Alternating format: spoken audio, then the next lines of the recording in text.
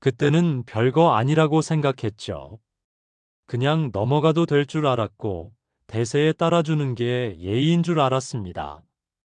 하지만 돌아오는 길에 밀려오는 후회는 왜 이렇게 진할까요? 여러분, 그 순간 내뱉은 말 한마디가 인생을 바꿀 수도 있습니다. 오늘 그걸 막을 수 있는 방법을 알려드리겠습니다. 우리가 인생을 살아가면서 정말 자주 맞닥뜨리는 상황 하나를 깊이 있게 다뤄보려고 합니다. 바로 엉겁결에 말해버리는 그 순간에 대한 이야기입니다. 살다 보면 이런 일 정말 많죠. 분위기 때문에 괜히 사람들 눈치 보여서 혹은 상대방의 위압감이나 기대에 눌려서 내가 하고 싶지 않았던 말, 하고 싶지 않았던 약속을 툭 내뱉고 마는 순간. 그 자리에서는 어쩔 수 없었다고 말하지만 돌아서서 생각하면 결국 후회가 밀려오고 내가 왜 그랬지 하며 땅을 치고 자책하게 됩니다. 왜 그런 걸까요? 왜 우리는 나도 모르게 휘둘리고 말리고 따라가게 되는 걸까요? 분위기에 휩쓸린다는 건 어떤 심리 상태인가요? 심리학적으로 보면 우리가 갑작스럽게 압박을 느끼거나 사람들이 몰려있는 상황에서 질문을 받았을 때 뇌는 일단 위협으로 간주하고 자동적으로 반응해버립니다. 특히 편도체라는 뇌의 구조가 활성화되는데요. 이건 공포나 위기 상황에서 작동하는 뇌의 비벨 같은 역할을 합니다. 그래서 그 순간엔 이성적인 판단을 담당하는 전두엽은 잠시 쉬고 그냥 반사적으로 그래요, 좋아요, 해볼게요 같은 말을 해버리는 겁니다.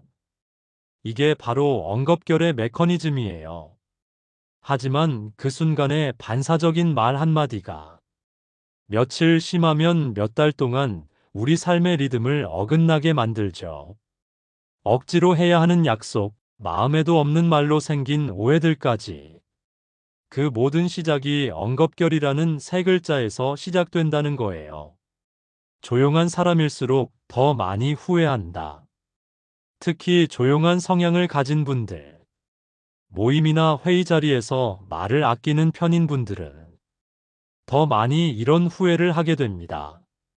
왜냐하면 조용한 사람일수록 천천히 생각하고 말하려는 경향이 강하기 때문이에요. 하지만 요즘 사회는 그걸 기다려주지 않죠. 그 사이에 분위기는 급속도로 정해지고 다수의 흐름은 이미 결론을 향해 달려갑니다. 그래서 결국 타이밍을 놓친 사람은 억지로 동의하는 사람, 침묵이 곧 찬성으로 간주되는 사람, 그리고 집에 가서 가장 많이 후회하는 사람이 됩니다. 그렇기 때문에 지금부터는 그런 상황에서 나를 지킬 수 있는 철칙들을 하나하나 정리해 두는 게 정말 중요합니다. 첫 번째 철칙, 즉답하지 않는다. 멈춤이 나를 지킨다. 질문을 받으면 바로 대답해야 한다고요? 아니요. 전혀 그렇지 않습니다. 누군가 이번 주말에 시간 어때요? 라고 물었을 때, 될 수도 있을 것 같네요. 이렇게 애매하게 대답하지 마세요. 이건 대부분 억지로 맞추게 되는 약속으로 흘러갑니다. 대신 이렇게 말하세요. 주말 일정은 바로 답드리기 어려워요. 확인해보고 연락드릴게요. 이 말 하나만으로 당신의 시간과 감정과 에너지를 보호할 수 있습니다.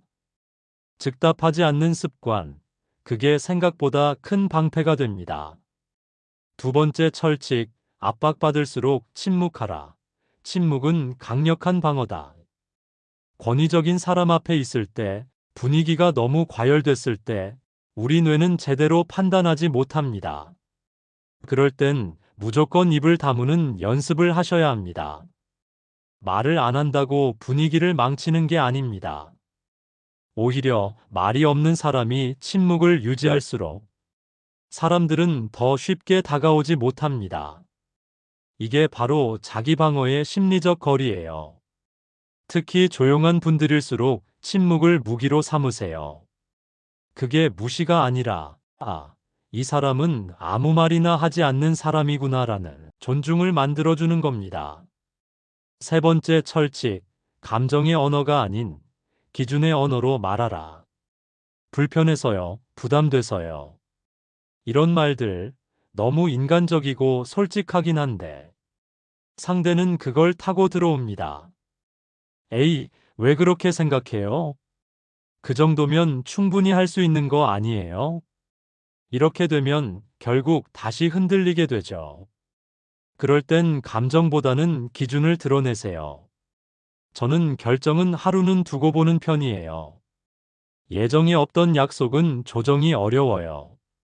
사적인 이야기는 그 자리에서는 잘 안 하는 스타일이에요. 이건 상대에게 협상의 여지를 주지 않으면서 내 기준을 전달하는 아주 정중한 표현입니다.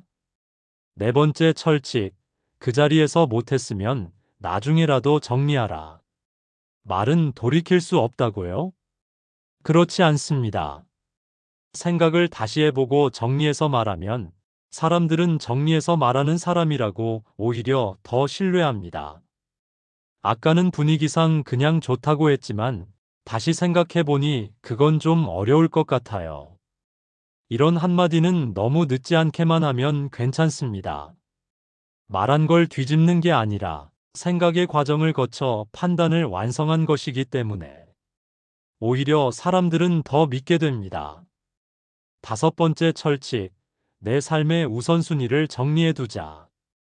결국 내가 쉽게 휘둘리는 이유는 내가 뭐가 중요한지를 잘 모르기 때문이에요. 삶의 우선순위를 정해보세요. 주말엔 가족 시간, 감정 소비가 큰 일은 피한다. 돈이 걸린 일은 무조건 하루 고민. 이런 우선순위가 딱 정해져 있으면 상대가 어떤 제안을 해도 즉답하지 않고 흔들리지 않고 내 속도대로 결정할 수 있습니다. 당신의 말은 당신의 인생을 만든다. 우리는 늘 말로 관계를 만들고 말로 스스로를 설명하며 살아갑니다. 하지만 동시에 말로 스스로를 파괴하기도 합니다. 엉겁결에한 말 한마디.